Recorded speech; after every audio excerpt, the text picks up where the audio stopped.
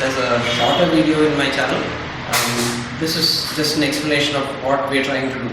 So the piriformis is a small muscle that's located around here, and this is usually the point where most people start with pain when they have back pain.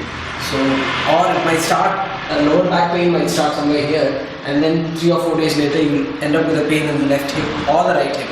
I usually have trouble with my left hip, so I'll be pointing to my left hip all the time. The piriformis, it's a very small muscle. It's supposed to be a rotator of the hip. Now, it's not meant to take a lot of load. It's just for stabilization. It's just for balance.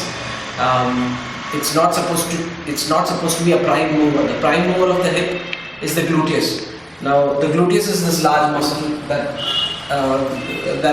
deals with most of the load when you squat or when you jump or run.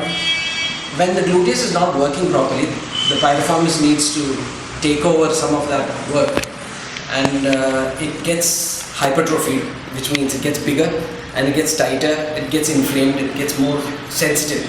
So every time you do something with your back or with your hip, you irritate the muscle and it causes a flare-up of your back pain.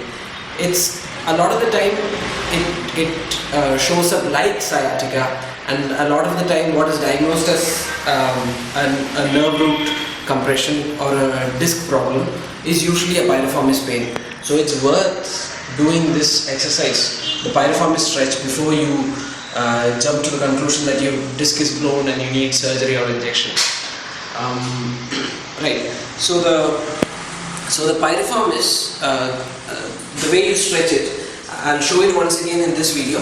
Basically, you sit on a chair, you get your problem leg or your problem side, you put the ankle on the knee, and you put your elbow on the problem side, and you bend forward.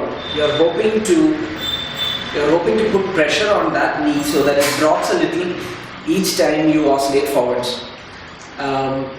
This should produce a stretch around this part of your hip, and you'll have to do that 20 to 30 times per session, and you should probably have 4 to 5 sessions a day.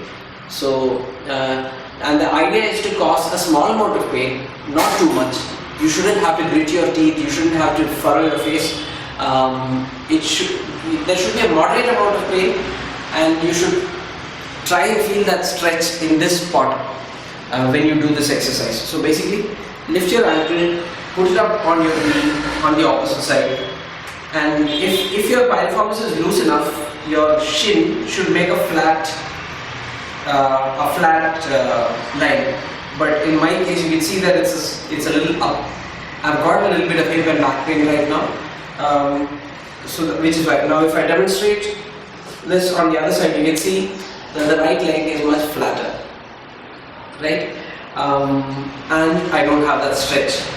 So this is how you can stretch the piriformis. Put your elbow on top of the other side, and then bend forward. So the idea is to move your chest, the whole of your spine, not just your head and neck. So that. And your knee should move up and down vertically,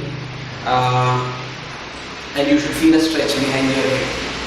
You can do it on both sides. This exercise is pretty helpful for people who spend a lot of time motionless. Mainly people who are sitting, but even people who are standing for long times in the same spot might benefit from this exercise. Usually this is for people who complain of pain when they stand up after sitting a long time, so they have got to stand up like this. Have you had that happen to you? In which case it might help. Or it's for people who have pain when they are bending down and they feel a pain in the hip. So these are the people who might benefit from this exercise. And again, I'd like to repeat, you need to feel a small amount of pain when you're doing this exercise. It shouldn't be extreme pain. You shouldn't be gritting your teeth. You shouldn't be screwing your eyes shut. It should be a relaxed movement. And at the same time, you need to feel that stretch. Without feeling that stretch, you're probably not doing any good. What else? Yeah, so the piriformis stretch is the first exercise that you probably need to do to get that muscle loose.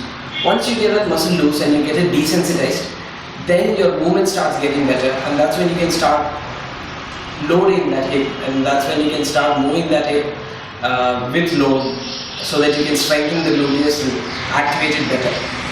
This exercise, like I said, can be done in 4 to 5 sessions a day and 20 to 30 repetitions in each session. You can do it anywhere. You can do it in a bus, or you can do it at work. This exercise is also useful when you have pain, when you walk for a long time. Suppose you walk for 15 to 20 minutes and you develop a pain in your leg and your knee. That's usually this one. So what you do is you stop, you do this exercise 20 to 30 seconds, and then get back to walking. The pain's usually much better.